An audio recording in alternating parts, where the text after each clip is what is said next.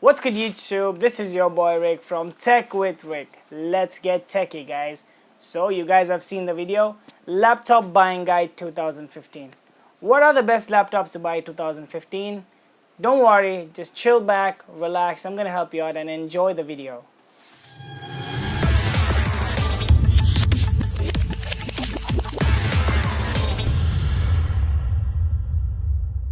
So whenever you hear tablets, the first thing that goes into your mind is iPad. Well, doesn't?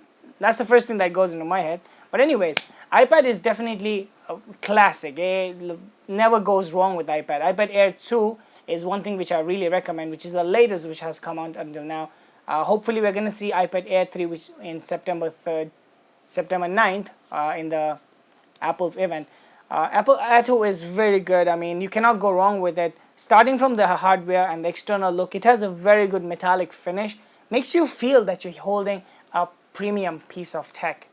In terms of specs, there has been a bump of specs where it used to be A7X, but now it has an 8X chip.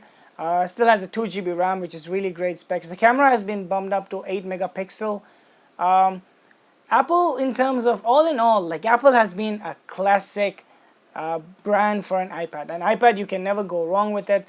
In terms of prices, it doesn't vary a lot much. The Wi-Fi only costs like around $500, whereas if you want the Wi-Fi plus the cellular version, it can go up to almost $130 more, so $630. To finish up the iPad, I have to make sure I tell you guys that it also has an inbuilt fingerprint sensor, which iPad Air did not used to have, and also they skipped the 32GB, so iPad now just comes in 16GB, 64GB, and 128GB. Don't know why they did that, but that's iPad Air for you guys. You cannot go wrong with it. Definitely a great buy. Tablet number 2 is going to be an Nvidia Shield tablet. A really great tablet for you gamers, and I love to game a little bit here and there, and I really love the fact that my tablet has that kind of an option, so it's definitely great for someone like me. Also a really cool tablet. It is very compact. It's 8-inch, so it's not that big, so you can carry it everywhere with you. One other great feature about it is that you can actually connect your controller to it and play games with it. Of course, you have to buy the controller separately. It also has a HDMI port, so you can basically connect your Nvidia Shield tablet to your TV, and you can play the games right over there. In terms of specs, it has a really cool chip which is called Tegra 1K, which is very good for gaming. It's like one of those chips that is being made for gaming, and even though if you're not a big gamer, this chip is still good, and the tablet is supposed to be giving you what you need to be doing. Has a 2GB of RAM and 16GB of storage, which can be expandable. So definitely something that you cannot go. And one thing is, like, it's a budget tablet, so it goes for around $299. For that kind of a price with these kind of specs, you cannot go wrong. This is definitely a great buy for those of you people if you want something like a cheap tablet but with good functionality or with great specs. This is pretty decent, although it's a bit small. To finish up with this, I have to say that it has two front-facing speakers, which is really great for gaming experience. I mean, the speakers aren't that great as per se, but just the fact that they've been located right at the front, it makes it a lot much more better, even for watching movies and watching games. So definitely a great buy. Nvidia Shield tablet. My tablet number 2 is going to be Samsung Galaxy Tab Pro. It comes up into 3 versions, but 2 versions that I personally like is 8.1 and 10.2 inches. Really great tablet, although it does not have a metallic finish. I mean, the back is plastic, but it's still pretty beautiful. Something that you can say is like a blown up Galaxy Note 3 in simple terms that you can put it. Has some great specs. It's running a Snapdragon 800. It has with 2GB RAM. The tablet has some great display, which is 2516 to 1532. Samsung always is great with this display. That is a very good feature about Samsung. The tablet comes with 16GB of memory, which can be expanded all the way up to 328GB. It also has a pretty good pricing. The 8.1 inches goes for around $399, whereas the 10.2 will go for $499. All in all, it's a pretty good piece of tech if you guys are interested in Samsung. The next tablet is gonna be a Google Nexus tablet. I personally recommend the Google Nexus 9. The Nexus line of tablets has always been such a great success. The 9th one is made by HTC. Really great specs in this tablet.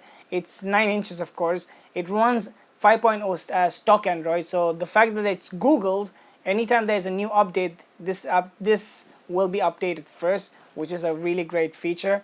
It also is rocking the Tegra 1K just the way Nvidia Shield is, and it has front-facing speakers, which I really like in a tablet because the sound is much more better whether you're gaming, whether you're watching a movie. So that's a really good feature about this tablet that I really like. The display is pretty sharp, around 2046 into 1532, just the way iPad Air is. Only bad thing I don't like about this Google Nexus 9 is that the memory isn't expandable, so you only get it in 16 GB and 32 GB.